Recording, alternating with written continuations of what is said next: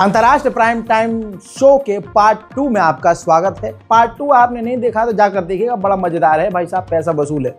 दोस्तों अब आगे बढ़ते हैं, जो खबरें वहां बता दी जाकर पहले पार्ट में देख लीजिए। अब बात ऐसी है कि यूक्रेन टेंशन में है और वेस्ट भी टेंशन में है, क्योंकि डोनाल्ड ट्रंप आने वाले हैं और डोनाल्ड ट्रंप रशिया के राष्ट्रपति व्लादिमीर पुतिन के लिए काफ़ी नरम है।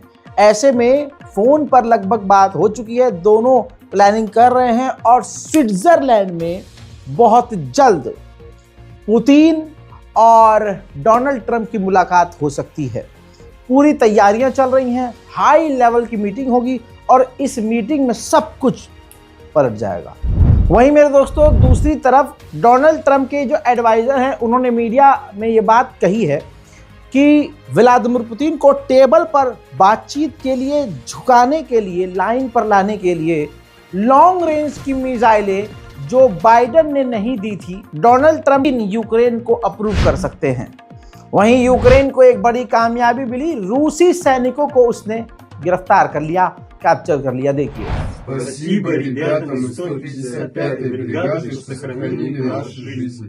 उधर मेरे दोस्तों सिग्मा तो भाई साहब यहाँ परिंदे हैं, परिंदे। और रूस का ड्रोन उड़ता हुआ तेजी से यूक्रेन की तरफ जा रहा था।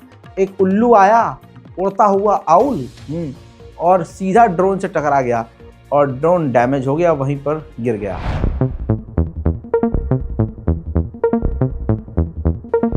उधर डोनाल्ड ट्रंप के जो एनवॉय हैं, दूत हैं, वो यूक्रेन जाने वाले थे, पहुंचने वाले थे, लेकिन एंड मौके पर न जाने क्या हुआ, उन्होंने अपना पूरा प्लान कैंसिल कर दिया।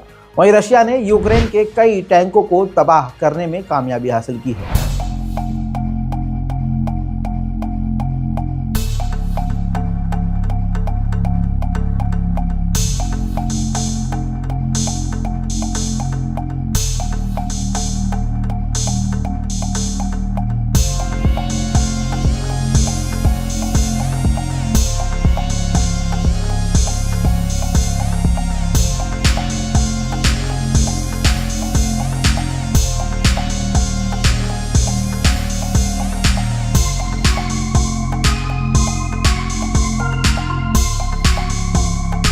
पोलैंड के डिफेंस मिनिस्टर ने डोनाल्ड ट्रंप के मुंह पर थप्पड़ जड़ दिया है और कह दिया है कि ये जो नेटो का डिफेंस तुम 5% बढ़ाने को कह रहे हो, ऐसा पॉसिबल ही नहीं है, क्योंकि 5% बहुत ज़्यादा है।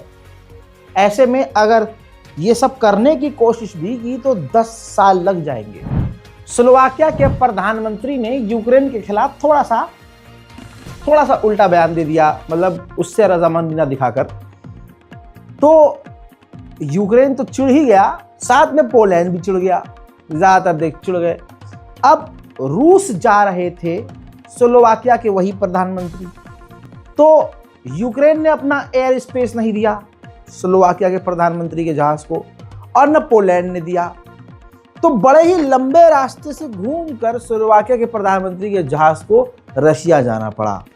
और स्लोवाकिया के प्रधानमंत्री इतना चिढ़ गए कि अब यूरोपीय यूनियन का परमानेंट मेंबर है स्लोवाकिया। अब कहा यह जा रहा है कि यूरोपीय यूनियन एक बड़ा बिल लाने वाला है, बड़ा बजट लाने वाला है यूक्रेन को पैसा देने के लिए, हथियार देने के लिए। तो अब ये स्लोवाकिया के प्रधानमंत्री यूरोपीय यूनियन के मेंबर हैं, वीटो पावर का इस्तेमाल करके वो हथियार और पैसा यूक्रेन को पास होने नहीं देंगे। यूक्रेन ने रशिया के इतने बड़े ऑयल डिपो पर हमला किया, और इतना बड़ा हमला किया कि भाई साहब 5 दिन हो गया है, ऑयल डिपो में अभी भी आग लगी हुई है। हजरात, रशिया पूरे वेस्ट को जलील कर रहा है।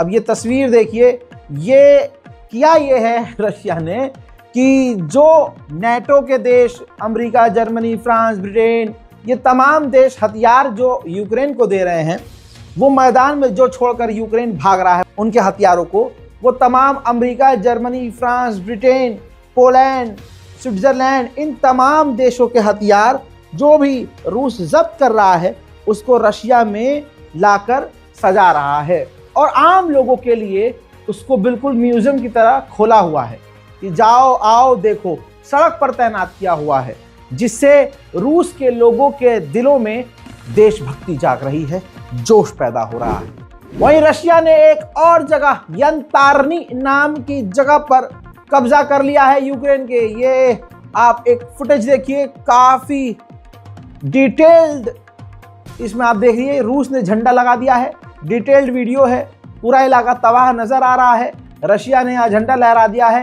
ये यूक्रेन का यंतारनी नाम का एक डिस्ट्रिक्ट है जिस पर पूरी तरह से रूस ने कब्जा कर लिया है। वहीं जो कल यूक्रेन ने नॉर्थ कोरिया के सैनिकों को गिरफ्तार किया है, ज़ेलेंस्की राजी हो गए हैं कि हम अपने सैनिक आपसे लेकर आपके वो नॉर्थ कोरिया के सैनिक आपको लौटाने को तैयार हैं। उधर ज़ेलेंस्की ने कहा है कि हमारे साथियों ने, जो भी जितने भी साथी हैं, जिन जिन लोगों ने, देशों ने हमें हथियार जो जो देने को कहा था वो सब दें और अपना वादा पूरा करें। वहीं रूस ने खैरसन के इलाके पर इतना तगड़ा हमला किया था अभी कुछ देर पहले, इतना तगड़ा हमला कि यूक्रेन के खैरसन के इलाके में बिजली ही गुल हो गई। अमेरिका पूरी तरह से जल रहा है, लेकिन ट्रंप अपने बयान से पीछे नहीं हट रहा है। ट्रंप के एनवॉय ने कहा कि ग्रीनलैंड को हासिल करने के लिए डोनाल्ड ट्रंप की टेबल पर सारे ऑप्शन मौजूद। अमेरिका का इतिहास यही है, दूसरे देशों पर ये अंग्रेज इतने कंट्रोल ऐसे होते हैं, दूसरों के जमीन को, जैसे अंग्रेजों ने हमें लूटा है ना। अब ये डोनाल्ड ट्रंप का एनवॉय है, इसने ऑन एयर कहा कि जो ग्रीनलैंड है ये अमेरिका के लिए, हमारे लिए काफी इंपॉर्टेंट है। क्यों?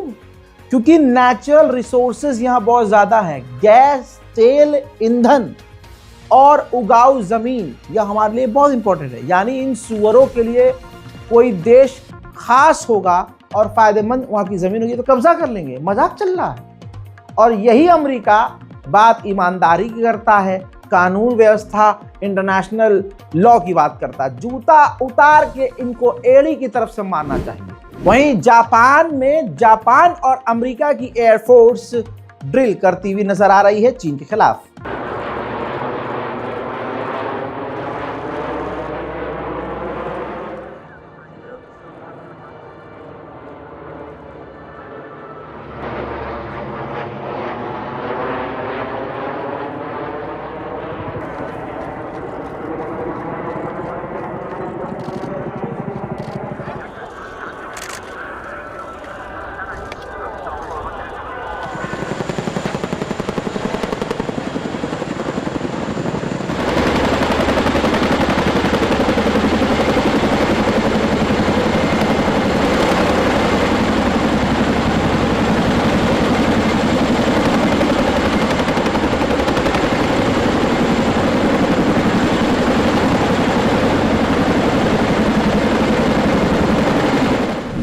मलाला यूसुफजई ने तालिबान से एक बार फिर से पंगा लेते हुए पूरी दुनिया के मुस्लिम देशों से कहा है कि आप सभी तालिबान के खिलाफ बोलिए और महिलाओं के लिए, तालिबान में, अफगानिस्तान में जो महिलाएं हैं उनके राइट्स के लिए बोलिए।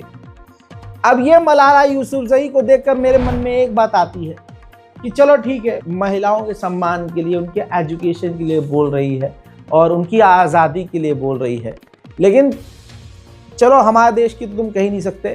तुम्हारे देश की जो महिलाएं सोशल मीडिया पर नंगी हो रही हैं, कभी उनके लिए भी कुछ बोलो यार, उनको भी समझाओ, सामाजिक ज्ञान वहाँ भी दो ना यार।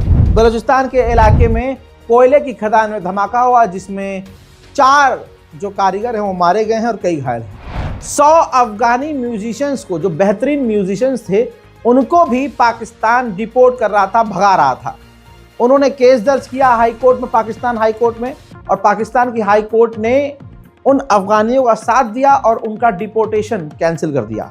यानी अब वो 100 म्यूजिशियन पाकिस्तान में रह सकते हैं। अमेरिका ने चीन के डर से गुआम बेस पर, जो चाइना के करीब पड़ता है, उसका खुद का बेस है अमेरिका का, ये गुआम बेस पर चीन के खिलाफ सैटेलाइट जैमर और दूसरे तरह के डिफेंस सिस्टम एक्टिव कर दिए हैं, तैनात कर दिए हैं। उधर म्यांमार की जनता को रूस का फाइटर जेट क्या मिल गया, ससुर ने नाक में दम कर दिया। उन्होंने अपनी जनता पर एक बार फिर से हवाई हमला किया जिसमें 15 आम नागरिक मारे गए।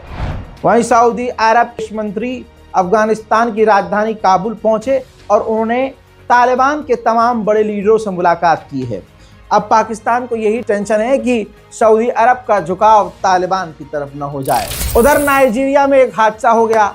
नाइजीरिया में फाइटर जेट के जरिए नाइजीरिया की मिलिट्री जो है गैंग को खत्म करने निकली थी। उन्होंने नीचे आम लोगों को देखा झुंड में और गलतफहमी में अपने ही लोगों के ऊपर उसने आम लोगों के ऊपर फायरिंग फाइटर जेट से शुरू कर दी, जिसमें 16 आम नागरिक मारे गए हैं। मेरे दोस्तों, ये पोर्टो रिको नाम का एक आइलैंड है। अमेरिका इसे अपना बताता है, वेनेजुएला के बेहद करीब है। वहां के लोग अलग हैं, लेकिन अमेरिका अपना हक जताता है, कहता है कि ये हमारा है। वहां के लोगों का कहना है कि यहाँ जबरदस्ती अमेरिका ने कब्जा किया हुआ है। अब वेनेजुएला के राष्ट्रपति ने, जो पूरी तरह से खिलाफ रहते हो, इनसे अमेरिका, जर्मनी, फ्रांस, बर्तानिया ये सब चिढ़ते हैं, क्योंकि ये जो वेनेजुएला है ये ईरान की तरफ है, रशिया की तरफ है, चाइना की तरफ है, मतलब इसका ये अपना ग्रुप है। अब वेनेजुएला के राष्ट्रपति ने धमकी दी है कि हम और ब्राज़ील मिलकर अपनी सेना को एक करके इस पोर्टो रिको आइलैंड पर हमला करेंगे और अमेरिका से इस आइलैंड को आज़ाद करा लेंगे। देखिए, Así como en el norte tienen una agenda de colonización, nosotros tenemos una agenda de liberación. Y la agenda nos la escribió Simón Bolívar. Está pendiente la libertad de Puerto Rico y la lograremos, Brennan, con las tropas de Brasil. Y Abreu de Lima irá al frente. Batallón Abreu de Lima para liberar Puerto Rico. ¿Qué te parece?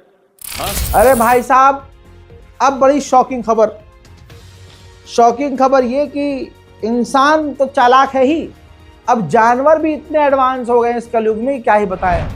अब जरा इस समुद्र में डूबते हुए बच्चे को देखिए, आपको हाथ नजर आ रहा है, ठीक है, डूब रहा है कोई।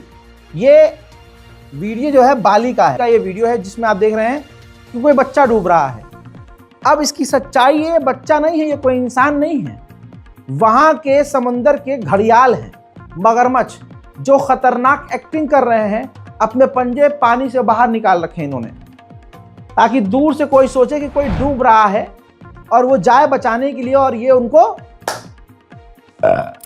उधर भाई साहब पाकिस्तान की बल्ले बल्ले हो गई। पाकिस्तान को $2.1 बिलियन का गोल्ड रिजर्व मिल गया है, गोल्ड, सोना मिला है। क्या करूं, मैं मर जाऊं क्या भाई? वो मेरी बात सुनो, तो वो सोना मेरा है, मुझे लौटा दो भाई, मैं बता रहा हूँ। मेरे दादा के भाई यहाँ से सोना लेके पहुंचे थे, वहां उन्होंने छुपाया था, साला तुमने रख लिया, तुम्हें अब मिल गया, अब तुम दोगे नहीं। अभी कहूँगा मोदी जी से, मोदी, अरे वो तो चाइना और बांग्लादेश को तो कुछ कह नहीं पा रहे, उनको क्या बोलूँ मैं। भाई चलो एक काम करो, रखो तुम, मेरा दिल बहुत बड़ा है, चलो खुदा हाफिज।